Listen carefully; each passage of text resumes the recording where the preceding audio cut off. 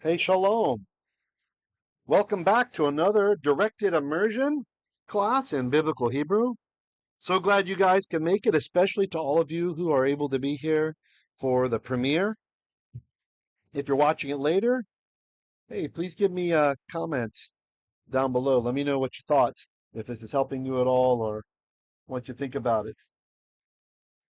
Now, we will be in the book of 1 Kings, chapter 13. If you're new to Hebrew Literacy Channel, this is a ministry that's an outgrowth from Kehilat Simchat Hashem, Congregation Joy of the Lord, or Joy of the Name here in the Philippines.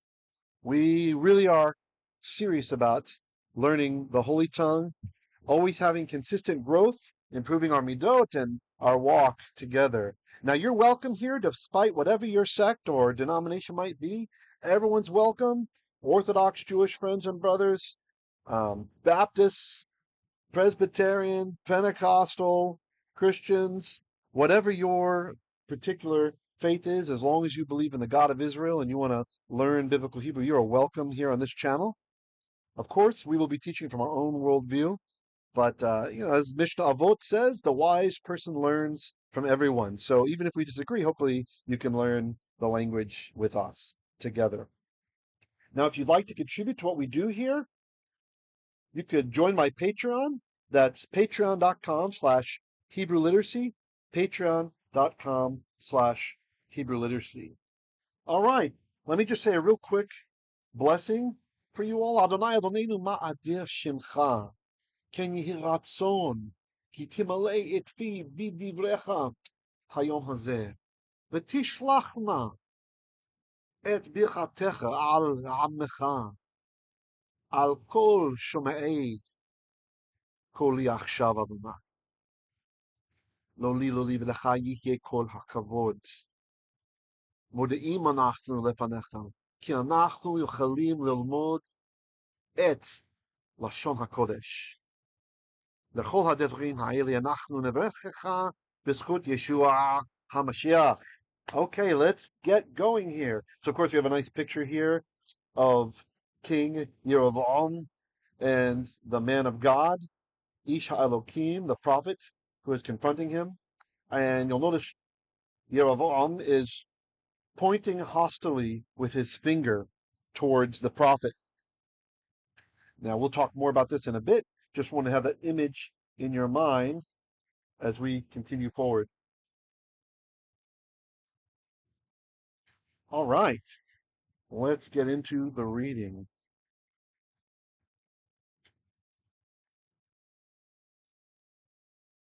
So we are in the prophetical book of 1 Kings, chapter 13, starting with verse 4. It's a pretty long verse. That might be all we do today. We'll see. ויהי khishmo'a hamelech. Vayhi. So what we have here is, of course, the verb haya,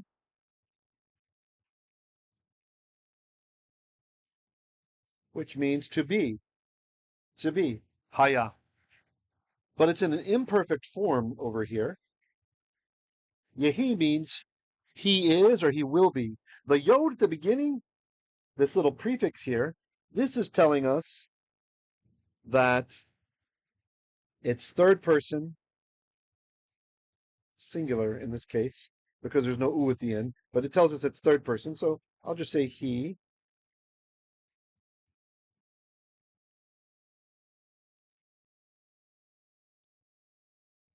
He. Then we have the special vav here, the vav conversive, and that is going to change the aspect. So when we just had it by itself, yehi, that was what we call imperfect.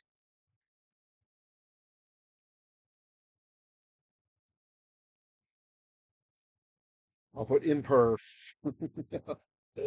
That's that part.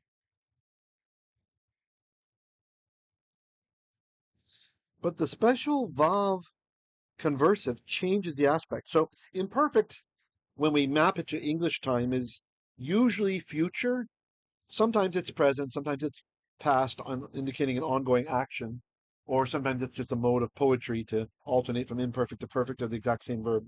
But you'll see this form very often where you'll have the imperfect and then we have a vav in front of it that's changing the aspect to perfect.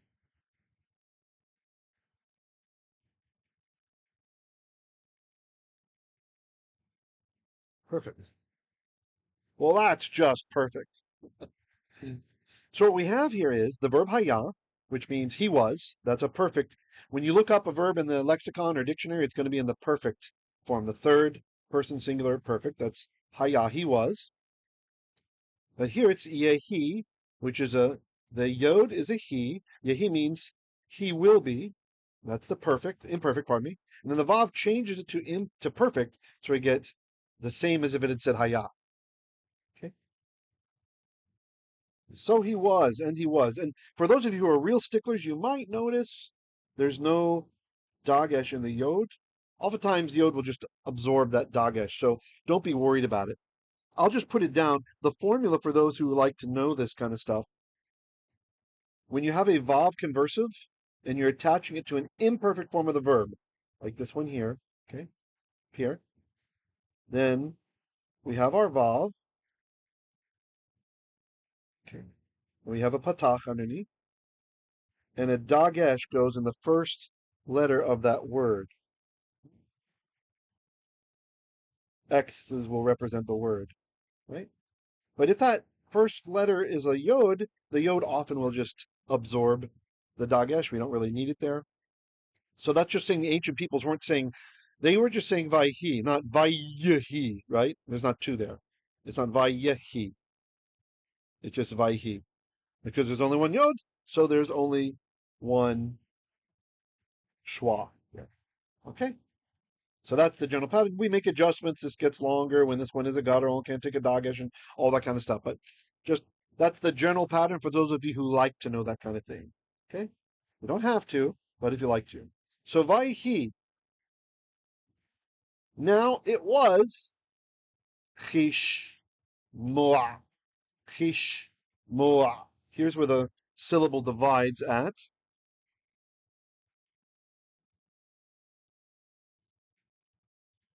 Because we have a short vowel here, that means the schwa is closing the syllable. It's a consonantally closed syllable. Okay, so chish moa m-o-a with our furtive patach. Whenever there's a guttural, it's the last letter, we like to put a patach. We read the patach first. So nice printing jobs will do like we have here. You can see the patach is to the right a little bit of the guttural, in this case, the ayin that it's underneath. So the verb is shema, which of course, surely you guys know shema, especially for the Torah keepers. Because what do we say twice every day? Shema Yisrael Hashem Lakeinu Hashem Echad. And it goes on. So this is an infinitive form of it, shemoa. It's like hearing. And attached to the beginning of it is an inseparable preposition, kaf.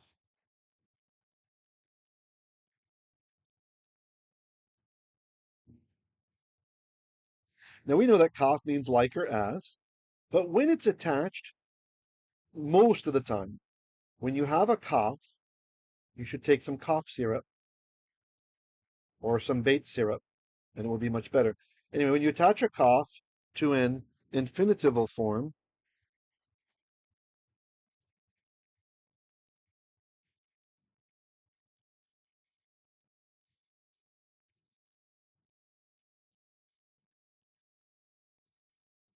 this will produce the meaning, what we would say in English, of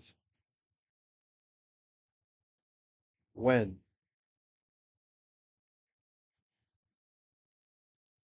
Just the syntax of the thing.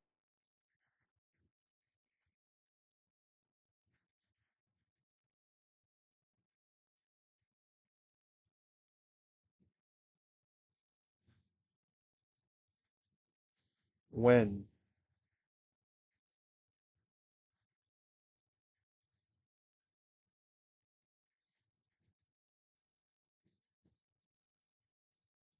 Okay?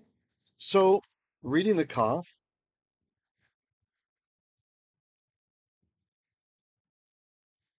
ch, when, shemua, hearing, is literally what it says. Viehי khishmo'a. So, or then, or when hearing, hamelech. There's the subject, hamelech. If you want to get really technical, what's happening is this is called an infinitive construct, right? You can see we have our construct marker on here. Maybe I'll mark it. Let's just, some people will find it comforting, the orthogonality of the grammar.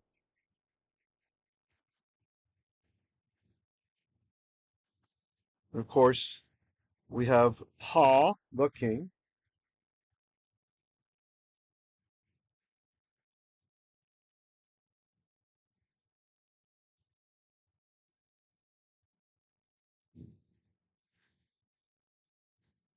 So when the king Shemua heard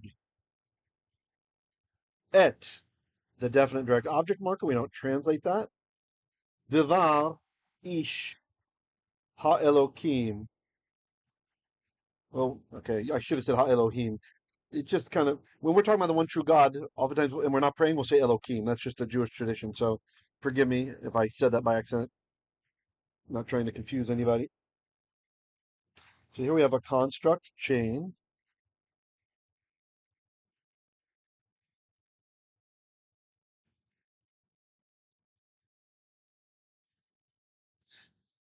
And the last word in the chain is definite. The God. Ha Elokim or Ha Elohim.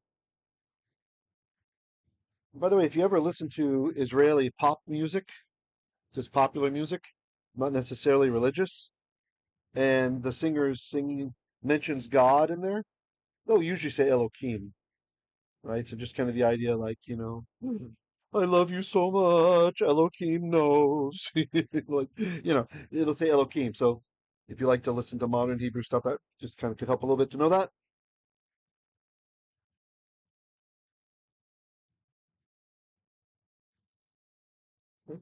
Ha Elokim, because it's ha over here, the whole thing is definite. That definiteness is going to transfer from the ha to every word in the chain.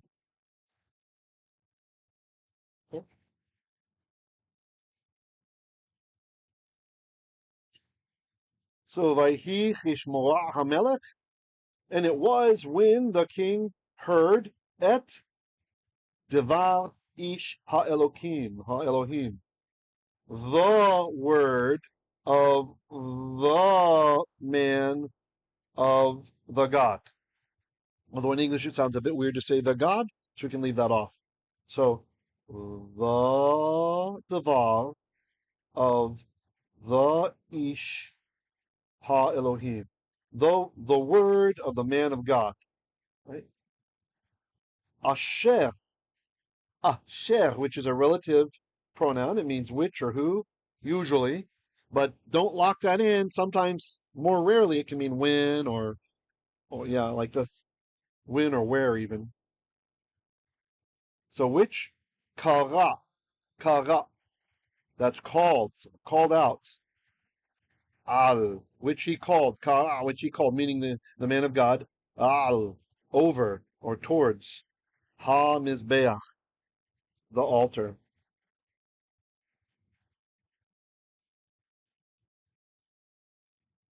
You might have forgotten. It might be worth reviewing that class. It was actually 2 weeks ago because we had Shavuot last week during our normal class time. Was Shavuot number 2. Kara al hamizbeach, which okay, so Asher, which kara he called al over ha the mizbeach altar, the Bethel. This is a place. Be at inseparable preposition beit there.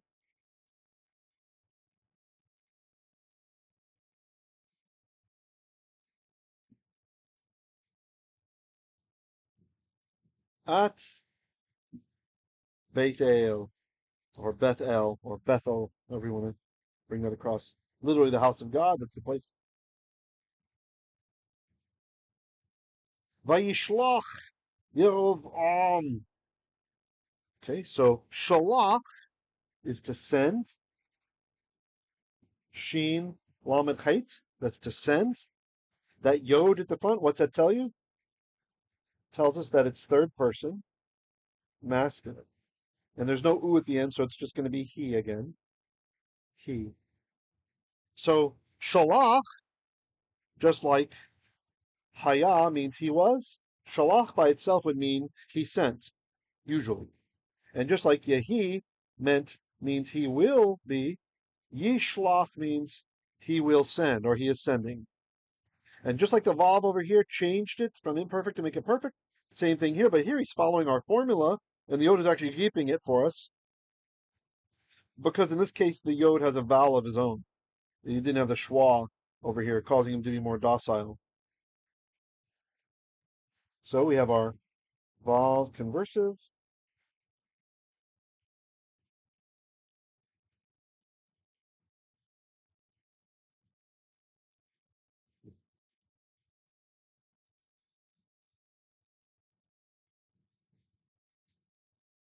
Okay. Va, then, or so, then, yishlach. This becomes perfect now. Right? The whole thing is going to be perfect because of the vav.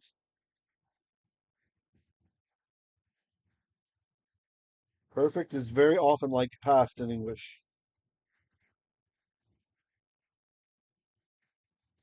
It's just that time works differently in biblical Hebrew. So he sent. Who sent? Yaravam. Yaravam. This guy, this wicked king. Et, the definite direct object marker. Yado. Yado. The yad of oh. Yad, of course, means arm or hand.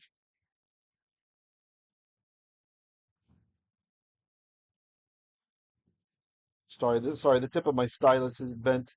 So it's so it's kind of hard to draw exactly how I want. Oh, hey, really? Fine, good enough. No. Let me just delete that. Fine. That means his. And if you don't know your pronominal suffixes, check it out over my language snippets playlist on this channel. I have a video on it that'll teach you the suffixes. So he sent out his hand. It's et yado because it's not any old hand, it's his. So it's definite.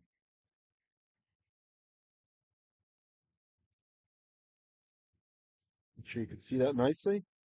So far, Viheyi khishmo'a hamelech. So it was when the king heard et devar ish ha'elokim, the word of the man of God, asher which kara, he called out al, over, hamizbei'ach, the altar. That could also mean concerning the altar.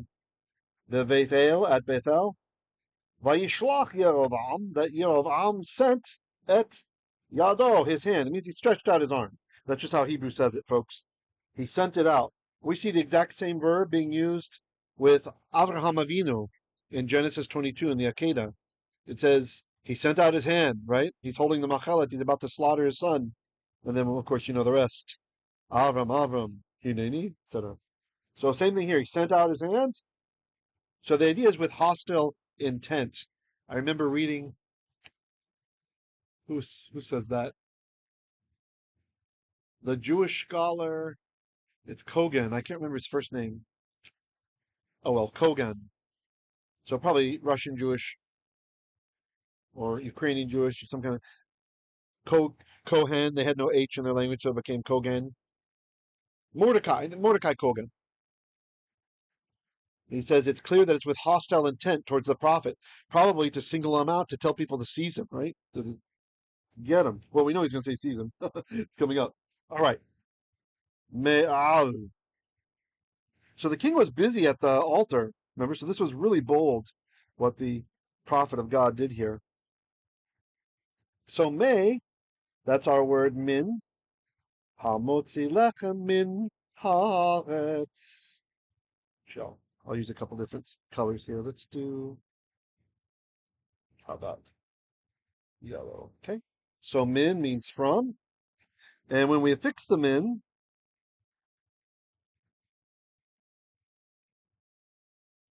we're combining min with al.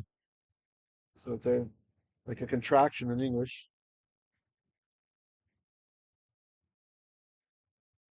What happens is, I'm going to change the color of this noon so it's more clear what's happening. Let's make the noon cyan. Usually, when we have assimilation, the noon will try to become a dagesh in that first letter. But gutturals reject the dagesh. Hey, aleph, chait, ayin. Also reish, even though it's not a guttural, do not allow the strong dagesh. They don't allow a doubling like that. So instead, it's going to be rejected and come down over here and form that second dot. So we had min, meaning not, and we tried to say min. I always like to think of doubled ions like Arnold Schwarzenegger in Total Recall. Remember the original one? When he's out in Mars and his helmet is off or something? His eyes are bulging up like some kind of claymation thing. And he's screaming, classic Arnold. His tongue's like flopping around, claymation stuff. So anyway, you can't do that with the ion. You can't have an Arnold ion. We don't do that. So instead it rejects it, and the short vowel, chirik, the one dot, gets lengthened to the long vowel, sere. Okay? Hopefully that color coordination helped you guys with that a little bit. Let me leave that there for you just for a second.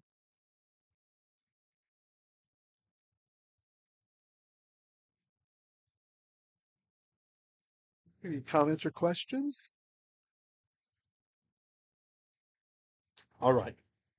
May from al, upon or near, hamizbei'ach, the altar. So I guess he had his hand occupied on the altar, and now he sends it to point. He's pointing at the prophet, is what Mordecai Kogan says is happening.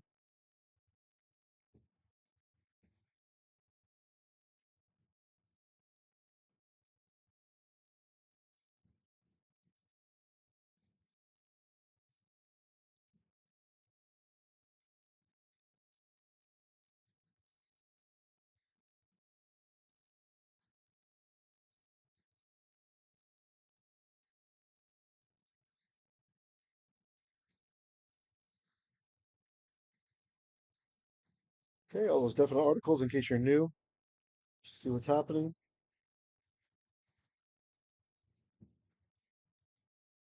Leimor, saying. Tifsuhu,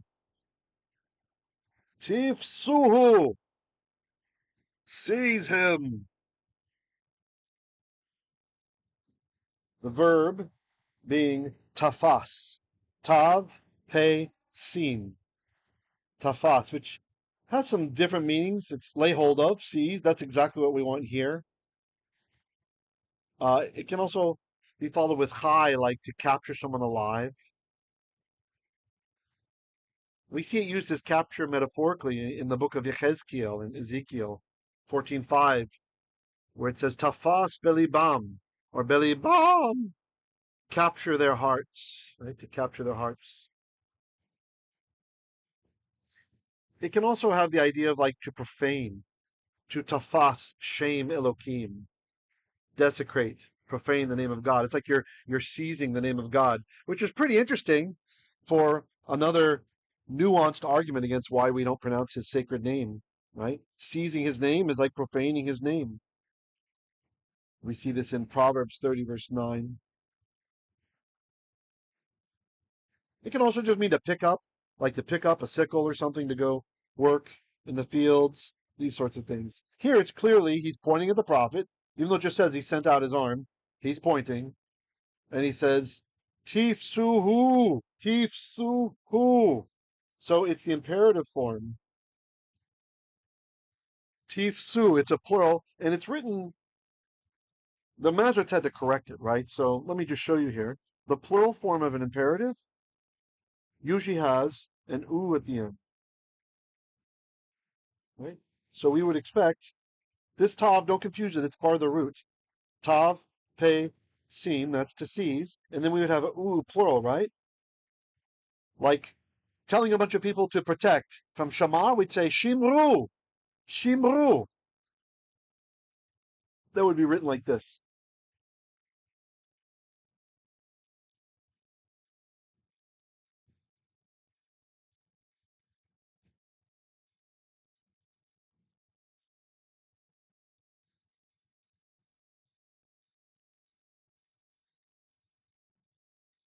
So this is a plural imperative,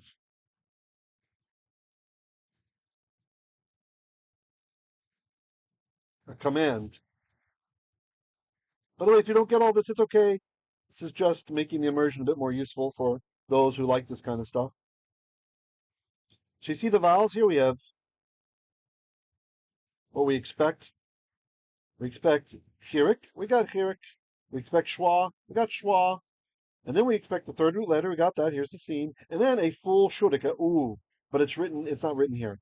So the Masoret's added the kibbutz here. The kibbutz. That's also a U class vowel. So tifsuhu. Who do we tifsuhu? Who do we seize? Who?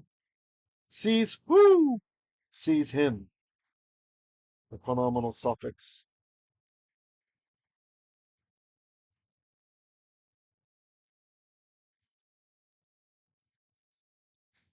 Sees him.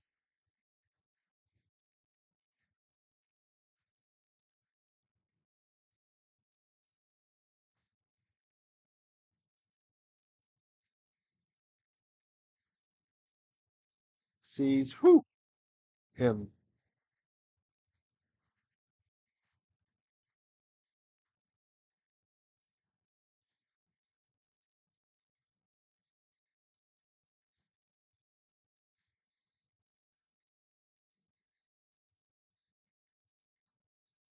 Sees him. And that's what the king is saying. Vativash. Yado. Asher shalach alaiv. Velo yachol. Lahashivah. Alaiv. Very nice.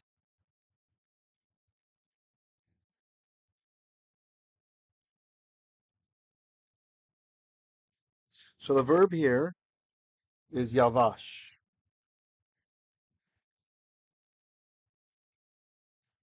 Yod.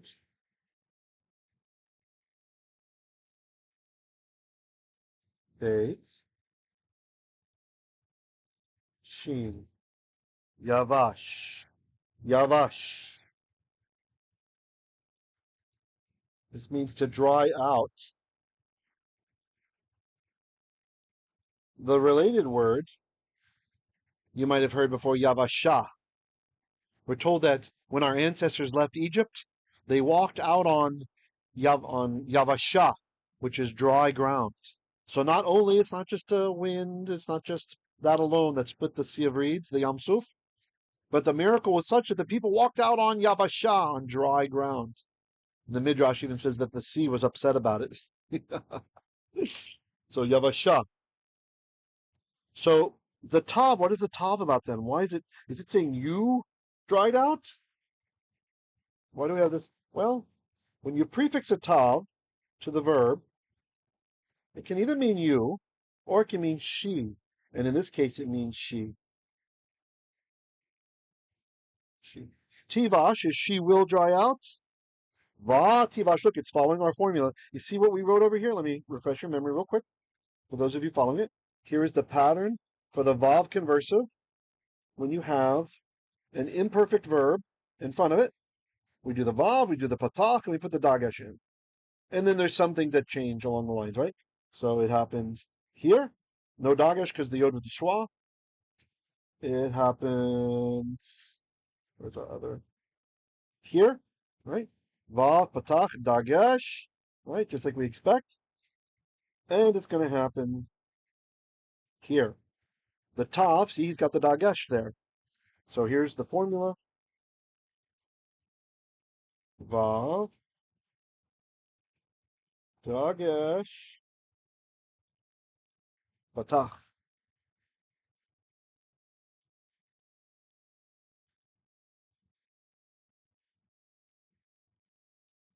tifsuhu, sees who? Sees him. Vativash, yado, but, or then, dried up, shriveled up, the yad of, oh, that's why this is a construct form, because it has a suffix on the end. The hand of him.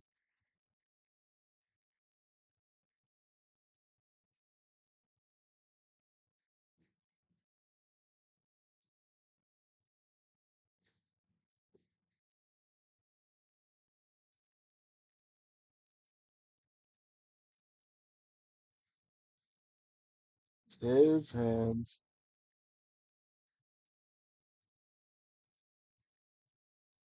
Shriveled up his hand.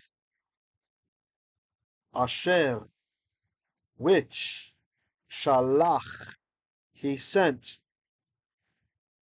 alaiv, against. Against is the meaning of it here, right? Though you've probably learned it as over, like up here, over, maybe it's over the altar and near the altar. Against, against him. Don't be hating for the Polish Ashkenaz accent pronouncing the yod diphthong here. It's so that people who are auditory learners can learn better. Again, there's one guy, he's mad at me that I don't pronounce it the Israeli style, where you just lose this information. Having a vav at the end and having a yod vav, they make the same, right? It's just av. You can always tell when someone's hating. It's like, all right, al against, I've against him. But no complaints about pronouncing the I in that. So I found that interesting. What, which is more obviously different than Israeli pronunciation. Alive against him. Velo, velo, but not, or and not, yachol. The verb yachal means to be able to. So, but not, velo, yachol, he was able, lahashivah. We have an inseparable preposition here, the lamed.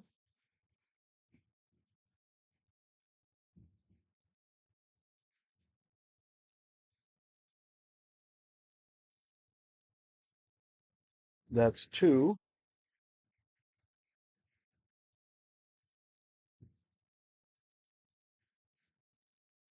And the verbal root is shuv. Shuvi. Shuvi ami. Shuv, to return, right? Like teshuvah. And it's a hifil form of it. We have the prefix hey.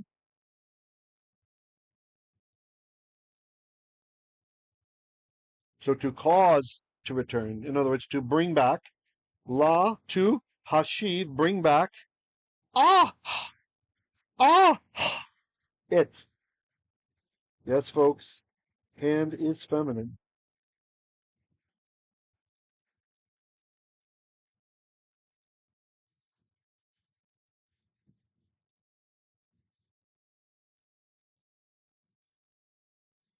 He was unable to bring it back, bring her back alive unto him.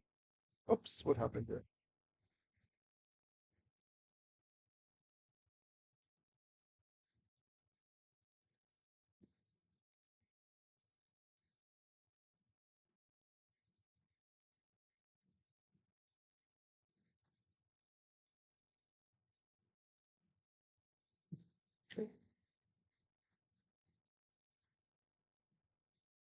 Velo, but not Yachol, he able, la, to, ha, cause to, she, which is shuv, cause to return, to him, lahashivah, to bring it back, to bring, it back, ail unto, I've to him.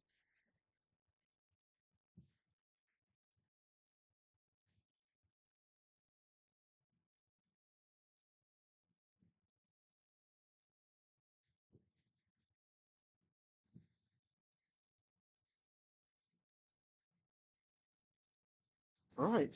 I think this verse is pretty good for our teaching today. Let's have a look at it. We'll go through it one more time as a review. Let's keep it big. Viehhi khishmo'a hamelech. And it was that imperfect he will be became a perfect because of the vav conversive there. Here's the pattern usually follows. Khishmo'a. When you have a kaf in front of an infinitive, kaf plus infinitive equals when. So when shemo'a hamelech. When hearing of the king is literally what it says. But in English we need to say when the king heard. Right? Literally, when hearing of, because it's a construct, the king. When the hearing of the king. Et, definite direct object marker. Devar ish ha'elohim. The ha in the construct gets carried over to all the words in front of it.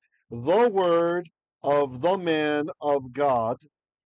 Asher hu, or which, where it's which, the word which. Kara, he called. Al, upon. Hamizbei'ach, the altar, or against the altar. Bebeit, at Bethel.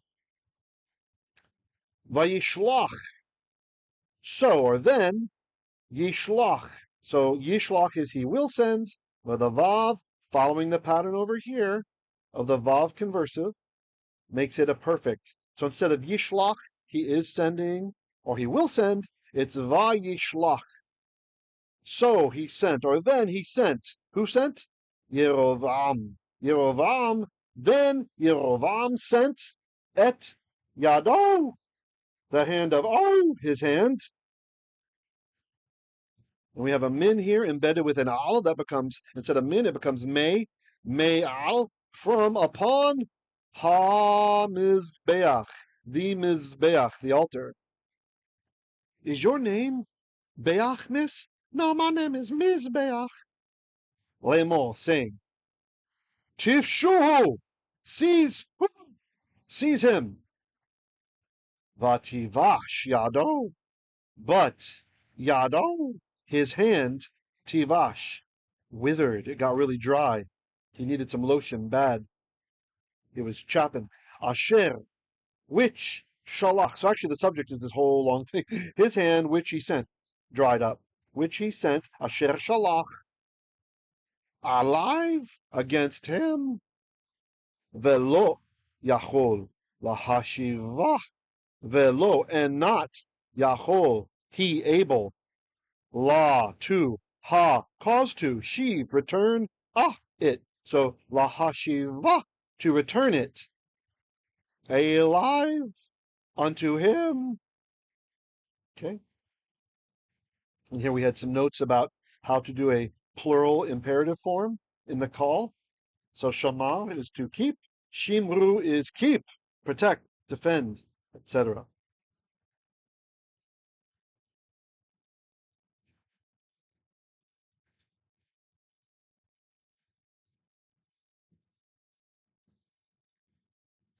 All right. Any comments or questions? If you want to see another example of the verb to dry up being used this way, check out Zechariah 11, verse 17. Really appreciate you guys here. Thank you for all your prayers and your continued support. I will see you tomorrow for our directed Hebrew immersion in the wisdom literature. We are dealing with Koheleth. Shalom, shalom.